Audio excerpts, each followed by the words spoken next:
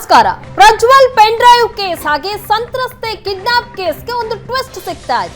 Kidnap ಸಂತ್ರಸ್ತೆ ಹೇಳಿಕೆ ಹಿಂದೆ 108 ಅನುಮಾನಗಳು ಹುಟ್ಟುಕೊಳ್ತಾ ಇದೆ. ಸಂತ್ರಸ್ತೆ ನಿಜಕ್ಕೂ ಕಿಡ್ನಾಪ್ ಆಗಿದ್ರಾ ಆಗಿರ್ಲಿಲ್ವಾ ಅನ್ನುವಂತ ಅನುಮಾನಕ್ಕೆ ಕಾರಣ ಆಗಿದೆ ಕಿಡ್ನಾಪ್ ಸಂತ್ರಸ್ತೆ ವಿಡಿಯೋ ವೈರಲ್ ಹಿನ್ನೆಲೆಯಲ್ಲಿ. ಆಕೆಯ ಹೇಳಿಕೆಯ ವಿಡಿಯೋ ವೈರಲ್ ಆಗ್ತಾ ಇದೆ. ಹೀಗಾಗಿ ಈ ಅನುಮಾನಗಳು ಸಹಜವಾಗಿ ಕಾಡ್ತಾ ಇದೆ. ಸಂತ್ರಸ್ತೆ ಹೇಳಿಕೆ ವಿಡಿಯೋ ಮಾಡಿದ ಹಾಗಾದ್ರೆ ಯಾರು? ಸ್ವ ಇಚ್ಛಾ ಹೇಳಿಕೆಯೋ ಅಥವಾ ಬಲವಂತದ ಹೇಳಿಕೆನ? ಇದು ಯಾರದ್ದೋ ಪ್ರಭಾವ, ಒತ್ತಡಕ್ಕೆ ಮಣಿದು ಹೇಳಿಕೆಯನ್ನ ಕೊಟ್ಟಿದಾರ ಹಾಗಾದ್ರೆ ಸಂತ್ರಸ್ತೆ? ವಿಡಿಯೋದಲ್ಲಿ ರೇವಣ್ಣಗೆ ಕ್ಲೀನ್ ಚಿಟ್ ಕೊಟ್ಟಿದ್ದಾರೆ ಮಹಿಳೆ. ಮಗನ ತಪ್ಪು ತಿಳುವಳಿಕೆಯಿಂದ ದೂರನ್ನ ಕೊಡಲಾಗಿದೆ ಅಂತ ವಿಡಿಯೋದಲ್ಲಿ ಮಹಿಳೆ ಹೇಳಿದ್ದಾರೆ. ಹಾಗಾದ್ರೆ ಮಹಿಳೆ ಕಂಪ್ಲೇಂಟ್ ವಾಪಸ್ ಪಡೆಯಲಿಲ್ಲ ಯಾಕೆ ಅನ್ನುವಂತಹ ಪ್ರಶ್ನೆ ಇದೆ. ಕಿಡ್ನಾಪ್ ಸಂತ್ರಸ್ತೆ ಹೇಳಿಕೆ ಹಿಂದೆ ಈಗ 108 ಅನುಮಾನಗಳು ಹುಟ್ಟುಕೊಳ್ತಾ ಇದೆ. ನಿಜಕ್ಕೂ ಈ ವಿಡಿಯೋವನ್ನ ಮಾಡಿಸಿದ್ಯಾರು? ಸ್ವ ಇಚ್ಛೆಯಿಂದಲೇ ಈ ವಿಡಿಯೋವನ್ನ ಮಾಡಿಸಿದಾರಾ ಅಥವಾ ಬಲವಂತದಿಂದ ವಿಡಿಯೋ ಮಾಡಿಸಲಾಗಿದೆಯಾ ಅನ್ನುವಂತಹ ಅನುಮಾನಗಳು ಕಾಡ್ತಾ ಇದೆ. ಸಂತ್ರಸ್ತೆ ವಿಡಿಯೋ ರಿಲೀಸ್ ಯಾರದ್ದು ಸರಿ, ಯಾರದ್ದು ತಪ್ಪು? ಹಾಗಾದ್ರೆ ಬಲವಂತವಾಗಿ ರೇವಣ್ಣ ಕಡೆಯವರು ಈ ವಿಡಿಯೋವನ್ನ ರೆಕಾರ್ಡ್ ಮಾಡಿದ್ರ? ಹಾಗಾದ್ರೆ ರೇವಣ್ಣ ಅವರದ್ದ SIT ಬಲವಂತ ಹೇಳಿಕೆಯನ್ನ ಪಡಿತಾ ಹಾಗಾದ್ರೆ ಸಂತ್ರಸ್ತೆಯ ಒಂದು ವಿಡಿಯೋ ಮೂವರ ಮೇಲೂ ಸಹ ಅನುಮಾನಕ್ಕೆ ಕಾರಣ ಆಗಿದೆ. ಭಯದಿಂದ ಸಂತ್ರಸ್ತೆ ಹೇಳಿಕೆಯನ್ನ ಕೊಟ್ಟಿರುವಂತಹ ಅನುಮಾನ ಇದೆ. ವಿಡಿಯೋ ಇಟ್ಕೊಂಡು ಇದೀಗ ತನಿಖೆಗಿಳಿದಿದೆ SIT. ಸಂತ್ರಸ್ತೆ ನೀಡಿರುವಂತಹ ಹೇಳಿಕೆಯ ವಿಡಿಯೋ ವೈರಲ್ ಆಗ್ತಾ ಇದ್ದಂತೆ ಸಾಕಷ್ಟು ಅನುಮಾನಗಳಿಗೆ ಕಾರಣ ಆಗ್ತಾ ಇದೆ. ಆ ವಿಡಿಯೋ ಸ್ವ ಇಚ್ಛೆಯಿಂದ ಸಂತ್ರಸ್ತೆ ಮಾಡಿರೋದಾ ಅಥವಾ ಬಲವಂತವಾಗಿ ಹೇಳಿಕೆಯನ್ನ ಕೊಡಿಸಲಾಗಿದೆಯಾ? ಯಾರದ್ದೋ ಪ್ರಭಾವ, ಒತ್ತಡಕ್ಕೆ ಮಣಿದು ಹಾಗಾದ್ರೆ ಆಕೆ ಈ ಹೇಳಿಕೆಯನ್ನ ಕೊಟ್ಟಿರೋದು? ಈ ಕಿಡ್ನಾಪ್ ಪ್ರಕರಣಕ್ಕೆ ಈ ರೀತಿಯ ಟ್ವಿಸ್ಟ್ ಸಿಗ್ತಾ ಇದೆ. ಆ ವಿಡಿಯೋ ಇಟ್ಕೊಂಡು ಈಗ SIT ತನಿಖೆಯನ್ನ ಮಾಡ್ತಾ ಇದೆ. ವಿಡಿಯೋದಲ್ಲಿ ರೇವಣ್ಣಗೆ ಕ್ಲೀನ್ ಚಿಟ್ ಕೊಟ್ಟಿದ್ರು ಮಹಿಳೆ. ಈ ಬಗ್ಗೆ ಹೆಚ್ಚಿನ ಡೀಟೇಲ್ಸ್ ಕೊಡ್ತಾರೆ ನಮ್ಮ ಪ್ರತಿನಿಧಿ ಕಿರಣ್. ನೇರ ಸಂಪರ್ಕದಲ್ಲಿ ಜಾಯಿನ್ ಆಗ್ತಾ ಇದ್ದಾರೆ. ಕಿರಣ್, ಸಂತ್ರಸ್ತೆ ನೀಡಿರುವಂತಹ ಹೇಳಿಕೆ ವಿಡಿಯೋ ವೈರಲ್ ಆಗ್ತಾ ಇದ್ದಂತೆ ಸಾಕಷ್ಟು ಅನುಮಾನಗಳಿಗೆ ಕಾರಣ ಆಗ್ತಾ ಇದೆ. ಅವೆಲ್ಲ ಅನುಮಾನಕ್ಕೆ ಕಾರಣ ಆಗ್ತಾ ಇದೆ. ಎಷ್ಟು ಬಿಗ್ ಟ್ವಿಸ್ಟ್ ಹಾಗಾದ್ರೆ ಈ ಒಂದು ವಿಡಿಯೋ ಅಂತ? ಖಂಡಿತ ಪ್ರಗತಿ. ಏನು ಹಾಸನ ಸಂಸದರಾಗಿರ್ತಕ್ಕಂಥ ಪ್ರಜ್ವಲ್ ರೇವಣ್ಣ ವಿಡಿಯೋ ವೈರಲ್ ಪ್ರಕರಣಕ್ಕೆ ಸಂಬಂಧಿಸಿದಂತೆ ಈಗ SIT ತನಿಖೆ ನಡೆಸ್ತಾ ಇರ್ತಕ್ಕಂಥದ್ದು, ಮತ್ತೆ ಅರಕಲಗೂಡಲ್ಲಿ ದಾಖಲಾಗಿದ್ದು ಮತ್ತೆ KR ನಗರದಲ್ಲಿ ದಾಖಲಾಗಿದ್ದಂಥ ಕೇಸ್ಗಳೇನಿದ್ದಾವೆ ಆ ಕೇಸ್ಗಳ ಬಗ್ಗೆನೂ ಸಹ ಇನ್ವೆಸ್ಟಿಗೇಷನ್ ನಡೀತಾ ಇದೆ. ಈ ಮಧ್ಯೆ ಈಗ ಸಂತ್ರಸ್ತ ಮಹಿಳೆ, ನಾನು ಕಿಡ್ನಾಪೇ ಆಗಿಲ್ಲ, ನನ್ನನ್ನು ಯಾರೂ ಕೂಡ ಬಲವಂತವಾಗಿ ನನ್ನನ್ನು ಕಿಡ್ನಾಪ್ ಮಾಡಿಲ್ಲ, ನಾನು ಸ್ವ ಇಚ್ಛೆಯಿಂದ ಸಹ ಹೋಗಿದ್ದೆ ಅನ್ನೋ ಮಾತುಗಳನ್ನು ಹೇಳಿ ಒಂದು ವಿಡಿಯೋವನ್ನು ವೈರಲ್ ಬಿಟ್ಟಿರ್ತಕ್ಕಂಥದ್ದು. ಈಗ ಆ ವಿಡಿಯೋವನ್ನು ಇಟ್ಕೊಂಡು SIT ತಂಡ ತನಿಖೆ ನಡೆಸ್ತಾ ಇರ್ತಕ್ಕಂಥದ್ದು. ಇದರಲ್ಲಿ ಸತ್ಯವಂತರು ಯಾರು ಅನ್ನೋದು ಪ್ರಶ್ನೆ ಮೂಡ್ತಾ ಇರ್ತಕ್ಕಂಥದ್ದು. ಆ ವಿಡಿಯೋವನ್ನು ಬಲವಂತವಾಗಿ ಮಾಡಿಸಿದ್ರಾ ಅಥವಾ ರೇವಣ್ಣ ಕಡೆಯವರು ರೆಕಾರ್ಡ್ ಮಾಡಿಸಿದ್ರಾ ಅಥವಾ SITಗೆ ಬರೋದಕ್ಕಿಂತ ಮುಂಚೆನೆ ಆಕೆಯನ್ನ SIT ಕರೆತರೋಗಿ ಮುಂಚೆನೆ ಸಹ ವಿಡಿಯೋ ಮಾಡಿದ್ದಾರೆ ಅಂತ ಹೇಳಲಾಗ್ತಾ ಇದೆ. ಹೀಗಾಗಿ ಸಾಕಷ್ಟು 108 ಅನುಮಾನಗಳು ವ್ಯಕ್ತವಾಗ್ತಾ ಇರ್ತಕ್ಕಂಥದ್ದು. ಹಾಗಾಗಿ ಯಾರು ವಿಡಿಯೋ ಮಾಡಿಸಿದ್ರು? ಭಯದಿಂದ ವಿಡಿಯೋ ಮಾಡಿದ್ರ, ಬಲವಂತದಿಂದ ವಿಡಿಯೋ ಮಾಡಿಸಿದ್ರ, ಒತ್ತಡದಿಂದ ವಿಡಿಯೋ ಮಾಡಿಸಿದ್ರ, ಇಲ್ಲ ರೇವಣ್ಣ ಫ್ಯಾಮಿಲಿ ಅವರು ಏನಾದರೂ ರೇವಣ್ಣ ಅವ್ರನ್ನ ಬಚಾವ್ ಮಾಡಿಸ್ಬೇಕು ಅಂತ ಹೇಳಿ ಈ ವಿಡಿಯೋವನ್ನ ಮಾಡಿಸಿದ್ರ, ಅಥವಾ SIT ತಂಡ ವಿಡಿಯೋ ಮಾಡಿ ಅರಿಬಿಟ್ರ ಅನ್ನೋ ಪ್ರಶ್ನೆ ಕೂಡ ಮೂಡ್ತಾ ಇರ್ತಕ್ಕಂಥದ್ದು. ಹೀಗಾಗಿ ಎಲ್ಲೋ ಒಂದ್ ಕಡೆ ತನಿಖೆಯ ಹಾದಿ ತಪ್ತಾ ಇರ್ತಕ್ಕಂಥದ್ದು. ಒಂದ್ ಕಡೆ ಮಗ ಅವತ್ತು ಕಂಪ್ಲೇಂಟ್ ಕೊಡ್ತಾನೆ, ನಾನು ಕಿಡ್ನಾಪ್ ಆಗಿಲ್ಲ ಅಂತ ಹೇಳಿ ಕಂಪ್ಲೇಂಟ್ ಕೊಟ್ಟಂತ ಮಗನ ಮುಂದೆ ಹೋಗಿ ನಾನು ಕಿಡ್ನಾಪ್ ಆಗಿಲ್ಲ ಅಂತ ಹೇಳಿ ತಾಯಿ ಹೇಳ್ಬೋದಿತ್ತು. ಇದೆಲ್ಲ ಮುಗಿದ್ಮೇಲೆ SIT ಅವರು ರೇವಣ್ಣ ಅವರ ಬೇಲ್ ರಿಜೆಕ್ಟ್ ಆದ ತಕ್ಷಣ ಬಂದು ಅರ್ಧ ಗಂಟೆಯಲ್ಲಿ ರೇವಣ್ಣ ಅವ್ರನ್ನ ಅರೆಸ್ಟ್ ಮಾಡ್ತಾರೆ.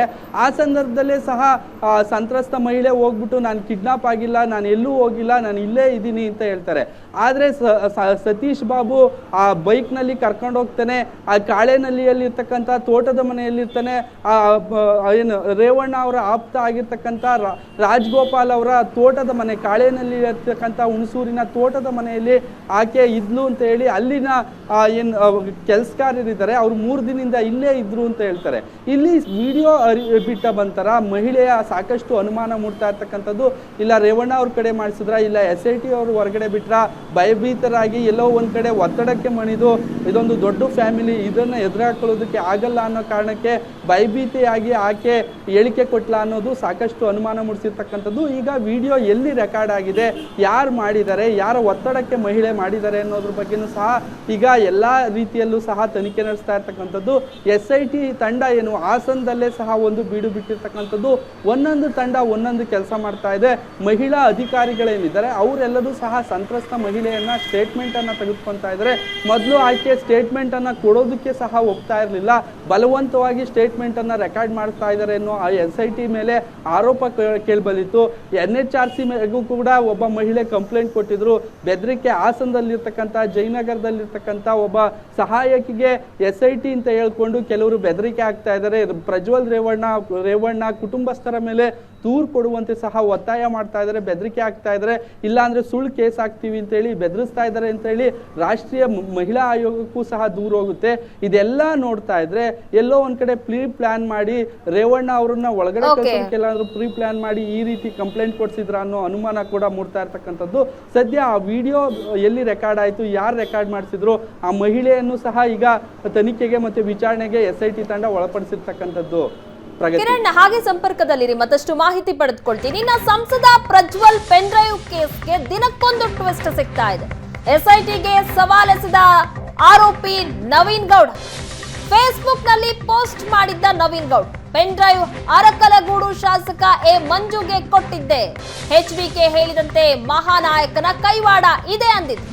ಅರಕಲಗೂಡು ಶಾಸಕ ಮಂಜುನ ಅಂತ ಪೋಸ್ಟ್ ಹಾಕಿದ್ದ. ಪೆನ್ ಡ್ರೈವ್ ಹಂಚಿಕೆ ಪ್ರಕರಣದಲ್ಲಿ ನವೀನ್ ಗೌಡ A1 ಆರೋಪಿ. SIT ತಲಾಶ್ ಮಾಡ್ತಿದೆ ಆಗ್ಲೇ ಪೋಸ್ಟ್ ಅನ್ನ ಹಾಕಿ ಚಾಲೆಂಜ್ ಮಾಡಿದ್ದಾರೆ. ಪೆನ್ ಡ್ರೈವ್ ಹಂಚಿಕೆ ಕೇಸ್ನಲ್ಲಿ ಇಬ್ಬರನ್ನ ಈಗಾಗಲೇ ಅರೆಸ್ಟ್ ಮಾಡಿದೆ SIT. ಇದೀಗ ನವೀನ್ ಗೌಡನಿಗೆ SIT ಇಂದ ತಲಾಶ್.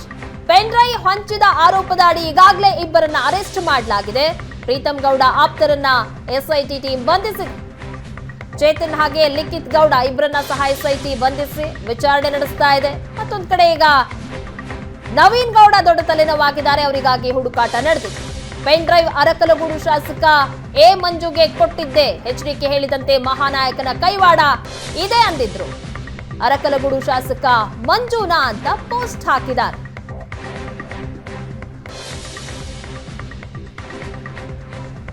ಈ ಬಗ್ಗೆ ಹೆಚ್ಚಿನ ಡೀಟೇಲ್ಸ್ ಕೊಡ್ತಾರೆ ನಮ್ಮ ಪ್ರತಿನಿಧಿ ಕಿರಣ್. ವಿಡಿಯೋ ವೈರಲ್ ಹಿನ್ನೆಲೆಯಲ್ಲಿ ಏನು ಆರೋಪ ಮಾಡ್ತಾ ಇದ್ದಾರೆ, ಕೇಸ್ ದಾಖಲಾಗಿದೆ. ಅದಕ್ಕಾಗಿ ಈಗ ನವೀನ್ ಗೌಡನನ್ನ ಹುಡುಕಾಟ ಮಾಡಲಾಗ್ತಾ ಇದೆ. ಅದಕ್ಕೆ ಮುಂಚಿತವಾಗಿ ಈಗ ಮಂಜು ಅವರಿಗೆ ಸಂಬಂಧಪಟ್ಟಂತೆ ಒಂದು ಪೋಸ್ಟ್ ಹಾಕಿದ್ದಾನೆ. ಪೊಲೀಸರಿಗೆ ಸಿಗ್ತಾ ಇಲ್ಲ ನವೀನ್ ಗೌಡ. ಸದ್ಯಕ್ಕೆ ಏನೆಲ್ಲ ಬೆಳವಣಿಗೆ ಆಗ್ತಾ ಇದೆ?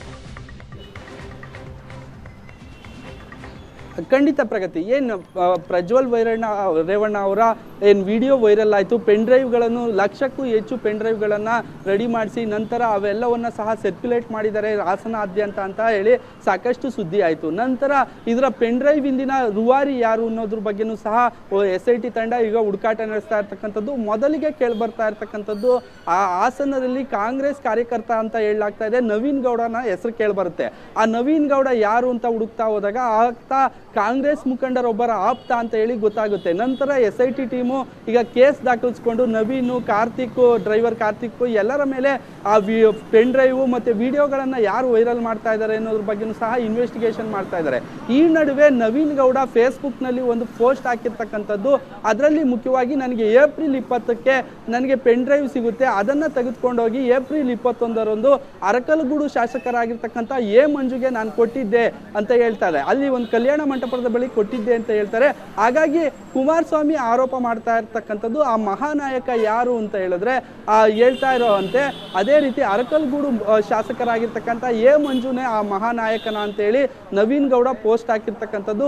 ಹೀಗಾಗಿ ಆ ಮಹಾನಾಯಕ ಪೆನ್ ಡ್ರೈವ್ ಅನ್ನ ರೂವಾರಿ ವಹಿಸಿಕೊಂಡು ಯಾರು ಅದನ್ನ ಸರ್ಕ್ಯುಲೇಟ್ ಮಾಡೋದಕ್ಕೆ ಹಿಂದೆ ಕೈವಾಡ ನಡೆಸಿದ್ದಾರೆ ಅನ್ನೋದ್ರ ಬಗ್ಗೆನೂ ಸಹ ಈಗ SIT ತಂಡ ತನಿಖೆ ನಡೆಸ್ತಾ ಇರ್ತಕ್ಕಂಥದ್ದು.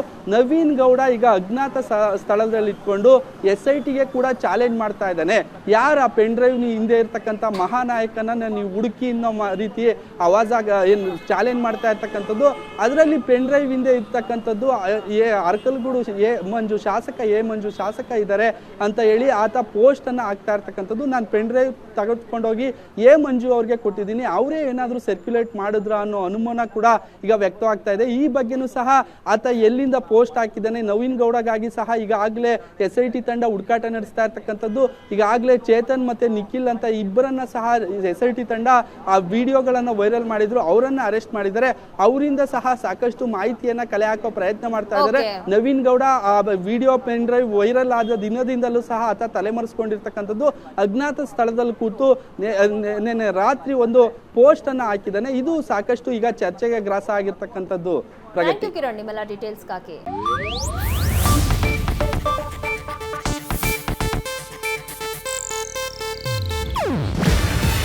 ಇದು ಏಷ್ಯಾನೆಟ್ ನ್ಯೂಸ್ ನೆಟ್ವರ್ಕ್ ಪ್ರಸ್ತುತಿ. ನೀವು ನೋಡ್ತಿದ್ದೀರಾ ಏಷ್ಯಾನೆಟ್ ಸುವರ್ಣ ನ್ಯೂಸ್.